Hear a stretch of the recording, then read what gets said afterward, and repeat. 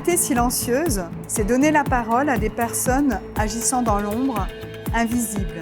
C'est créer des ponts entre nous, des connexions et affirmer que l'humanité, c'est nous.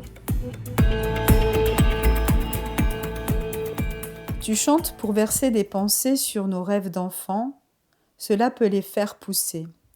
Tu chantes pour gripper les gorges et figer les cordes aiguisées. Tu chantes pour accepter d'aller de l'avant sans balayer le passé. Tu chantes pour tous les angles de vue, pas un ne se ressemble à l'instant T. Tu chantes pour faire dans le discours relayer les mots isolés. Tu chantes pour l'euphonie et la fluidité. Tu chantes pour changer le jeu et appeler les gens à s'aimer. Tu chantes aujourd'hui car tu sais qui tu es. Bravo. Voilà. Je voulais te remercier déjà parce que c'est pas simple. Je sais que à ta place, on a besoin, enfin j'imagine, d'être dans une espèce de contrôle de tout aussi et d'être à la place aujourd'hui qui est la tienne là face à moi. Je crois que c'est pas aussi si simple que ça. Voilà, dans l'intimité finalement d'un discours. Voilà. Merci. Donc, merci. Tes écrits. Merci. Alors, si une personne qui te connaît très bien devait te présenter, qu'est-ce qu'elle dirait de toi pour que je te rencontre ici et maintenant ? J'espère que les gens diraient écoute, t'inquiète, Erkan, il va bien t'accueillir, c'est une belle personne, il est sensible, il peut être amené même à t'ouvrir son cœur, son foyer, sa vie, et à rentrer même dans ta vie personnelle si tu l'autorises afin de pouvoir réparer des choses. J'aimerais en fait que les gens puissent réellement me percevoir comme je suis, c'est-à-dire comme ça, avec de la bienveillance, de l'amour, pour rentrer vraiment dans le truc. Je suis pas non plus... j'ai appris à dire non, quoi. Mais en tout cas, j'aimerais qu'on me présente tel que je suis, c'est-à-dire comme j'espère, je viens de me décrire en fait. Donc l'homme d'aujourd'hui, il s'est construit tout au fil de la vie. Et pour toi, en fait, quels sont les déclencheurs dans ton passé qui orientent tes choix d'aujourd'hui ? Il y en a plusieurs.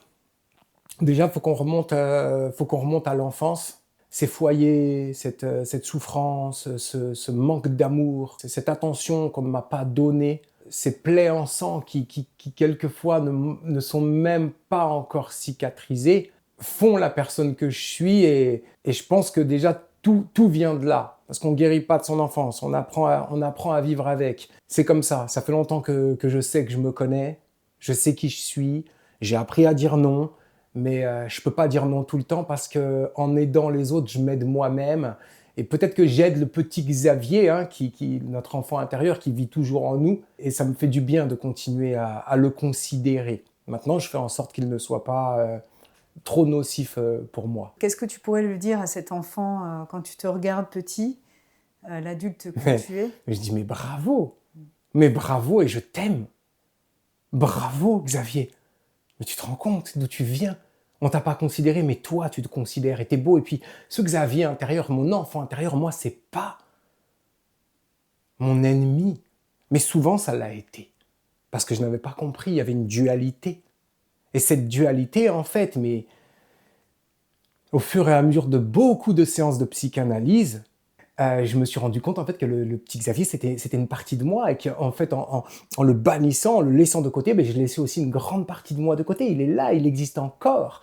Je ne le laisse pas se manifester à chaque fois parce qu'il est beaucoup plus sensible que l'homme que je suis devenu.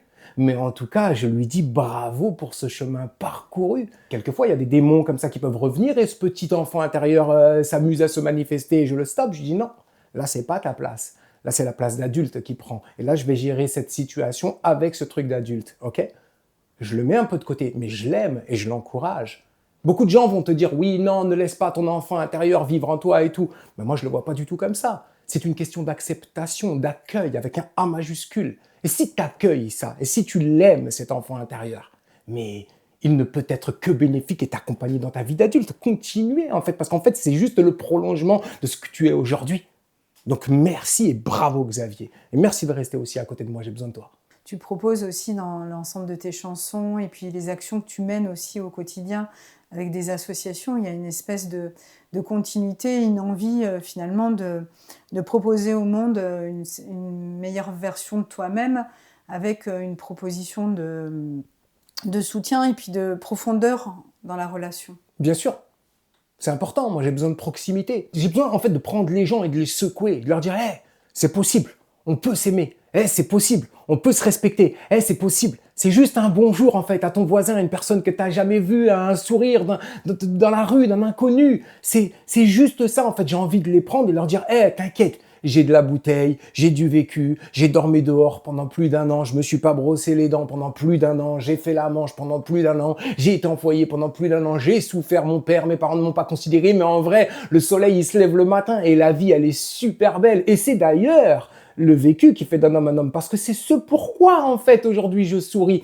Et bien sûr que j'ai envie de fédérer, parce qu'en fait qu'est-ce qu'il en résulte? On va tous partir, il n'y a que des tombes à l'horizon. Alors viens, on s'aime maintenant, viens, on vit maintenant, viens, on respecte les gens maintenant, viens, on va tendre la main maintenant, viens, on va se faire un restaurant maintenant et on parle de ta vie si tu as besoin d'en parler. Et à moi d'être à l'écoute aussi, parce que je dois avoir cette possibilité de détecter chez toi le fait que tu aies besoin de parler. Il faut qu'on ouvre plus nos portes de perception. Et bien sûr que je dis tout ça dans ma musique. C'est important, c'est primordial. Tout le reste, c'est des futilités. Juste un regard facile, un peu plus d'amour que d'ordinaire et moins de larmes finalement. Ah, tu cites le BOSS là. Là, c'est des mots qui sont très forts, ça. Je suis allée chercher quand même. Oui, je vois que tu connais ton sujet. Je connais bien mon sujet. Dans une de tes chansons, Vivre d'art, tu vivrais bien de petits trucs balancés comme ça dans un sac. Alors, ça serait quoi ces petits trucs? Bah, à manger et à boire. Et si tu devais vider ce sac pour enlever d'autres petits trucs, ça serait quoi? Bah rien, parce que je les ai pas mis à l'intérieur. Donc l'espace, il est vraiment Contrôlé. Contrôlé. Il est géré, il est contrôlé. À manger, à boire. Ton enfant qui dit, papa, on a beaucoup marché là dans cette montagne et tout. J'ai à manger et à boire. Ouais, mais t'as des jeux? Non. Ouais, mais t'as amené ton téléphone? Non, parce que les jeux, c'est pas la peine, c'est pas nécessaire, et le téléphone non plus. Regarde, tout le film, tout le dessin animé est autour de toi. Il se déroule au moment où nous sommes en train de parler. C'est tout, tout est autour. Il faut juste le percevoir, s'arrêter, regarder, respirer. L'émerveillement. Et j'espère que je vais pouvoir continuer à accompagner mes enfants dans cette démarche, même si aujourd'hui ils ont grandi, bon, il m'en reste un petit que j'accompagne dans cette démarche, et que je vais pouvoir aussi éventuellement continuer à accompagner les jeunes de foyer que j'accompagne ou les détenus lorsque je suis en intervention dans des centres pénitentiaires. Voilà. Quand tu voyages dans ton univers pensif, quel transport tu empruntes? Bon. Il y a le Solex derrière, je ne sais pas si c'est celui-là. Ah, le Solex, c'est l'allure parfaite pour voyager. Et oui, t'amène. Mais dans d'autres pensées positives qui vont et me conforter et continuer à me soigner en vue qu'il en résulte quelque chose que je vais pouvoir offrir et qui va avoir finalement cette même faculté que de pouvoir générer quelque chose chez autrui en fait. J'ai l'impression que quelquefois je suis foutu d'une façon bizarre, quoi. Je vais pas vraiment réellement faire les choses pour moi. Et en le faisant à travers les autres, ben je me nourris moi, en fait. Et je me régale. Ça serait quoi tes mots qui te feraient sourire et ça serait quoi les mots qui te feraient un peu assombrir ta positivité, attitude? Bah déjà, le mot positif, le mot sourire. J'aime bien le mot bienveillance. Partage, vivre ensemble. Et après, il y en a d'autres, je ne sais pas vraiment si je peux les définir en tant que mots ou plus comme des situations, mais il y a des choses qui m'énervent et qui vont pouvoir alimenter ma part d'ombre. Ça va être les jours où je suis fatigué, où je ne suis pas dans les capacités de pouvoir être tolérant, ou de me mettre à la place de l'autre parce que lui-même n'a pas forcément les armes, ces jours où je ne vais pas être dans l'empathie. Par exemple, je sais que je suis proche de la protection de l'enfance et lorsque je vais voir des enfants souffrir de par le comportement de certains parents qui n'ont pas eu soit la chance ou l'opportunité de se remettre en question ou tout comme moi ne s'intéressent pas à la psychanalyse pour pouvoir apaiser leur souffrance et qui vont le répercuter sur les autres, quoi. Comme je te disais tout à l'heure, ces ateliers que je mène en prison, lorsque les détenus viennent me voir et qui me disent « Mais Erkan, moi, il m'est arrivé ça, ça et ça. » Et tu te rends compte, en fait, que ce sont des reproductions mécaniques dans la vie de leurs parents et que eux ne sont que des petits corps dans lesquels on a mis une clé USB pour filer des données à l'intérieur et ces mecs-là doivent vivre avec ces données-là, quoi. Et ça a été un petit peu mon cas aussi, également, quoi. Ça me fout la rage, quoi. Tu vois, ça me fout c'est l'injustice, quoi. Tu vois, l'injustice, ces gens qui sont capables de te mentir pour obtenir, en fait, un gain qui n'est absolument pas nécessaire pour vivre sur cette terre, parce que généralement, il s'agit de pouvoir, il s'agit d'argent, même si on en a un peu besoin, mais tous ces gens qui sont capables de mentir pour obtenir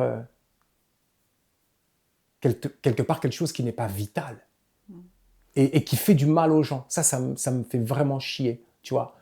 Et puis la parole aussi. La parole, ça peut vite me mettre en colère lorsque tu as dit que tu faisais et que tu ne fais pas. Il se peut que tu ne puisses pas faire de par des paramètres extérieurs qui sont rentrés dans ta vie, ok? Mais tu as dit que tu le faisais.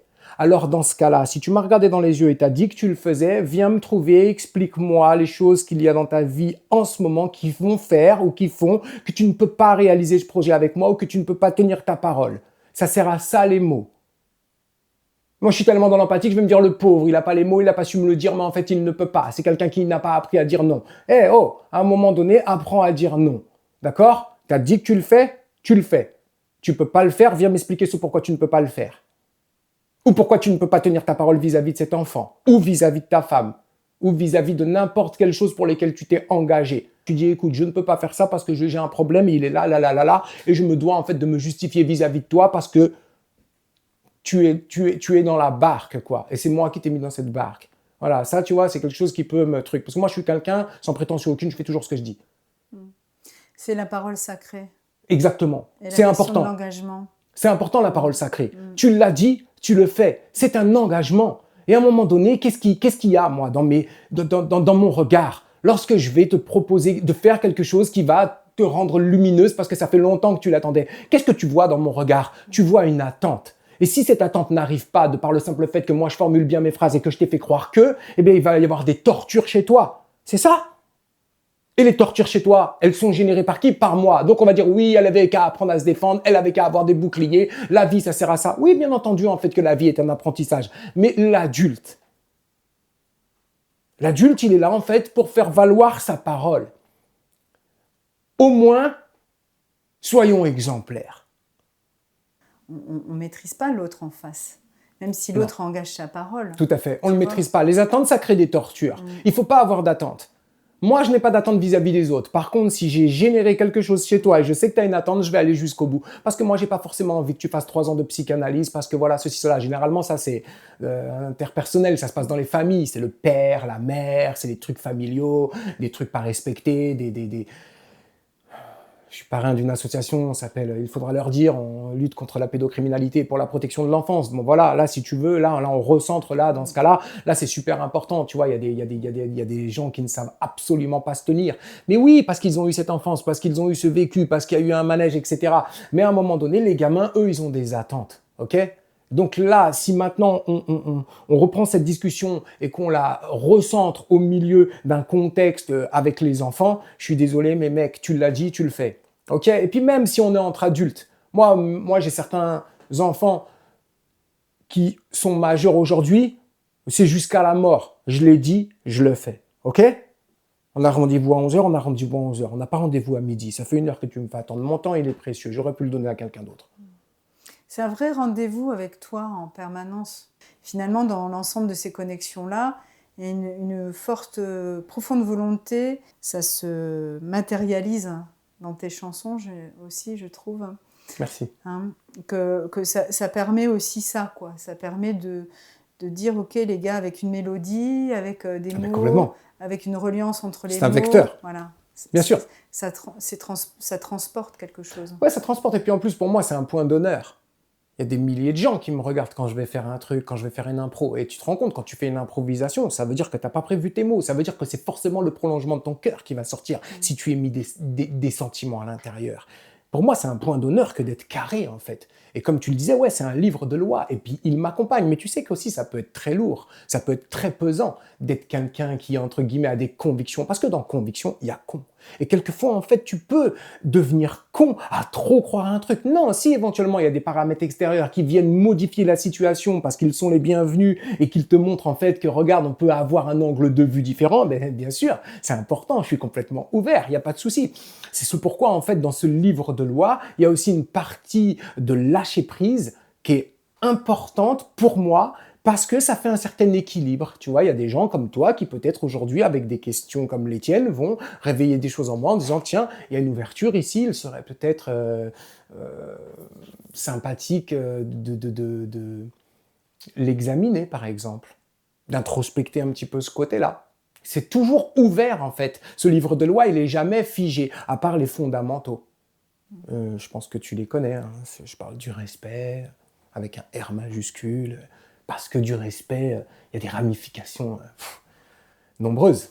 Tu sais, quand on s'est rencontrés, bon, je t'avais vu d'extérieur, tu vois. Ouais. Et donc, quand t'es face à aussi peut-être le monde, le public, les gens, c'est Erkan avec peut-être tu vois, un côté un peu plus, je sais pas, impressionnant quelque part, tu je vois. sais pas en fait. En tout cas, c'est peut-être toi qui le moi vois de aussi, l'extérieur. c'est peut-être Ouais. moi vu Peut-être. d'extérieur. Et si tu veux, depuis qu'on discute depuis tout à l'heure, parce que moi, je n'arrive pas à rencontrer les gens si j'ai pas une rencontre dans la conversation intime. Voilà. Bien sûr. Parce que je trouve que c'est comme ça qu'on se rencontre, sinon c'est comme ça qu'on se rencontre réellement. Réellement, tu vois. Et moi, Et puis après, des fois, c'est même pas obligatoire que ce soit profond. Non, des fois, ça va être à travers d'autres codes, comme le regard, comme l'attention, comme le geste. Mais beaucoup le regard et les mots. En tout cas, moi, ma vie, elle est basée sur les mots, comme je te l'expliquais avant qu'on allume cette caméra. Et les mots, quoi. C'est tellement essentiel. Hein. Mais c'est essentiel de pouvoir parler, de pouvoir s'exprimer, de pouvoir dire, de pouvoir poser les choses. Une autre personne qu'on a interviewée, je parlais de l'art japonais, tu sais, où quand tu casses une tasse, et puis on prend des feuilles d'or, puis chaque morceau est recollé avec minutie, et puis finalement la proposition de la tasse est 10 000 fois plus jolie que la tasse elle-même, finalement qui était dans une certaine forme de conformisme, voilà, de ce qu'on a envie de proposer, hein, puisque c'est à la chaîne qu'on crée des tasses. Ah voilà, donc j'allais en venir, j'allais te couper, j'ai dit, ceci dépend si vraiment on était dans des circuits courts et que c'était un artisan qui avait mis toute son âme dans cette tasse, quoi. Effectivement, le fait qu'elle a été recollée avec minutie, comme tu le dis, avec des feuilles d'or et tout, bon bah là, il y a une intention qui a été posée. Et ça me ferait bien plaisir de boire un coup dans cette tasse d'ailleurs. Ah ouais, tu vois, juste pour l'image. Ça peut être chouette. Oui, je voulais revenir sur la question de Cabrel. Ouais. Parce que, en tout cas, c'est vraiment quelqu'un qui t'a inspiré, en tout cas, qui t'a accompagné, qui t'a donné envie. Je ne sais pas comment le. Ça a été un phare. Un phare quand tu es dans la mer, l'océan, et que c'est houleux dans ton embarcation. Peu importe, si tu vas prendre des vertiges, tu vas pas être bien, tu vas avoir la nausée, il y a un phare qui brille, et il est là, et tu le vois tout le temps. Et Francis Cabrel, ça a été ça pour moi. Ça a été quelqu'un, quand j'étais déjà tout gamin en foyer, je me raccrochais à ses chansons. Et le jour de notre rencontre, là, ça a été... j'en avais gros à la patate, quoi. Donc là, le mec, je l'ai pris, je lui ai parlé, parce que je devais lui dire tout ça. Et Kali était derrière, elle me dit, j'ai entendu ce que tu as dit, mais c'est... Je dis, ouais, mais c'est toute une vie, quoi. Et Francis Cabrel, c'est vraiment ce... Moi, je fais partie de ces gens qui disent que il y a des parties, certaines personnes qui vivent en nous. Et j'ai été lui dire qu'il y avait une partie de lui qui vivait en moi et qu'il m'avait constitué. Moi, ma cousine, un jour, elle m'a dit une phrase, elle m'a dit, tu sais, Xavier, on peut être grand, mais à sa place. Et il se peut fortement que tu sois à la tienne. Parce que c'est vrai, on a tous des rêves, des grandeurs, je te ferai un zénith, et après je te ferai ça, mec. Si déjà, tu as 40 personnes devant toi qui t'écoutent, et que tu touches profondément, qu'éventuellement tu accompagnes dans un changement de vie chez eux, interne, profond, et qu'il en résulte des choses positives dans leur vie suite à tes paroles, tes chansons, mais déjà tu es riche. Quelle richesse! Et on est dans un monde où justement l'humanité est trop silencieuse. Quand on arrive, ne serait-ce qu'à changer une personne, c'est beaucoup. L'essentiel est dans le petit, dans les petits pas, dans le colibri, quand chacun fait sa part. C'est beau, je suis content d'avoir perçu tout ça, parce que moi aussi j'étais dans le nombre, fut un temps. Vu que je suis foncièrement comme ça, en montant des actions humanitaires ou en allant intervenir dans des milieux carcéraux, etc., qu'est-ce que je suis en train de faire? Certes, je suis en train de faire du bien, mais je suis en train de me remplir et de continuer à me soigner. Qu'est-ce que je suis en train de faire? Oh, Erkan, c'est magnifique ce que tu fais, tu réveilles chez nous des choses incroyables, merci, ça m'a donné la force de... Mais non, merci à toi, tu m'as répondu par message privé. Mais non, c'est toi, Erkan, qui m'a répondu par message privé. Mais moi, ça veut dire quoi? Que je suis plus grand que toi? C'est parce que je suis l'artiste, en fait? C'est plus valorisant qu'un artiste te réponde? Non, pour moi, toi, je t'ai répondu, mais tu m'as re-répondu. Il me dit, mais Erkan, ça veut dire on est égaux? Voyons donc. Bien sûr qu'on l'est. Et moi, c'est dans cet échange-là et dans cet équilibre-là que je suis bien. Je l'ai toujours dit. Tu vois, mais s'il n'y a pas de couche sociale, il n'y a pas de couleur, il y a juste un échange qui t'est, ok, je lis chaque message et je te réponds. Et il s'avère que quelquefois, en fait, voilà, bah, j'ai pas le temps. Alors, je te réponds pas. Et tu sais quoi? Je m'en veux pas de pas te répondre, mec. Parce que j'ai pas le temps et que j'ai appris à dire non. Dans ta vie, ça serait quoi tes héroïnes de la vie réelle? Mes héroïnes, Ouais. tu parles au féminin? Oui, parce que j'ai envie d'aller chercher aussi les femmes à l'intérieur de eux. Ah, moi, j'ai une question. grande partie de féminin, Ouais. moi. Et quelle héroïne dans ce monde? Simone Veil. T'imagines, c'est ma fille de 19 ans. Quand elle avait 19 ans, elle m'a ramené, elle me dit, papa, faut qu'on aille voir le film de Simone Veil et tout. Et moi, je suis complètement fasciné par cette femme, par sa vie, par son parcours et tout.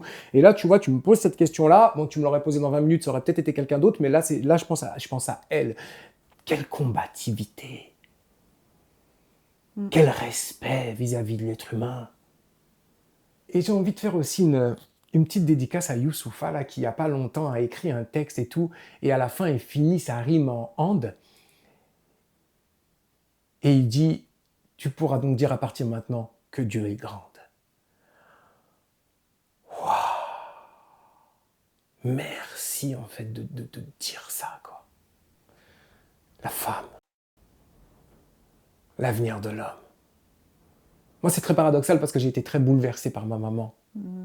Et elle m'a donné très peu de confiance en la femme. Donc, toutes ces années, en fait, j'ai eu beaucoup de mal avec la femme dans mes relations intimes, dans mes couples, etc. Et ça s'est apaisé, ça s'est équilibré. Et j'aime beaucoup la femme. J'aime beaucoup sa perception, son intérieur. Elle est tellement mystérieuse. Mais en tout cas, je tiens quand même à dire et que je suis persuadé que c'est l'avenir de l'homme.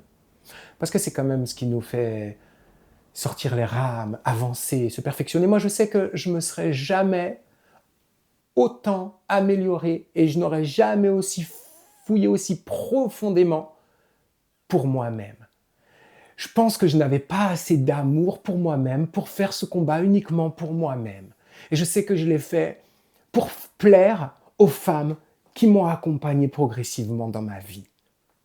Et une fois que je l'ai eu fait pour ces femmes, je me suis dit, j'ai fini. Maintenant, je vais le faire pour moi parce qu'avant d'aimer les autres, il faut s'aimer soi-même. C'est clair. Mais ce combat, je pense, a réellement été impulsé parce qu'il y avait des femmes autour de moi à qui je devais prouver des choses. Merci, mesdames. On vient d'où? Oui. Toute personne résidant ici sur cette terre vient d'un ventre. Et pas d'un ventre d'homme.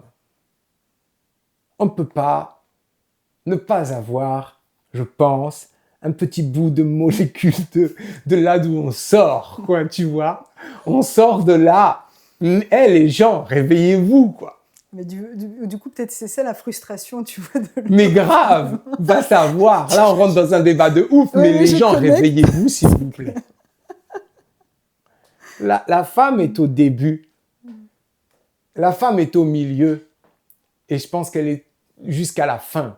Juste pour un peu finir, en fait, quelle empreinte, bon, à travers ce que tu as raconté, hein, il y a des empreintes que finalement tu laisses déjà, tu imprègnes, que tu souhaites laisser sur le sol, et quelle empreinte tu souhaites laisser dans le souffle du vent? J'espère que je laisserai quelques empreintes, parce que pour moi, mes musiques, c'est le souffle du vent. Et faire une musique, c'est aussi écrire et le transposer sur un audio ou une vidéo. Chaque musique, chaque parole, je pèse. Chaque rime. Et c'est ça que je laisse souhaiter dans le souffle du vent. L'empreinte que je laisserai au sol, je ne sais même pas si c'est au sol que je la laisse en fait. Récemment, j'ai retrouvé des photographies dans le grenier de la grand-mère de ma chérie. Et j'ai été lui demander qui c'était. Il s'est avéré qu'elle a pu me répondre, mais à demi-mot, elle me fait « je pense que oui, je pense que c'est lui et tout ». En fait, ça veut dire que moi, ce que je fais aujourd'hui, ce que toi tu fais aujourd'hui, ce que Elian fait aujourd'hui, les photographies que l'on fait avec tous nos téléphones portables, un jour, il y a les enfants des enfants de mes enfants qui se demanderont « c'est qui le monsieur là ?» On n'est rien. Et en fait, on ne sait rien. C'est tout. Merci. Merci à vous.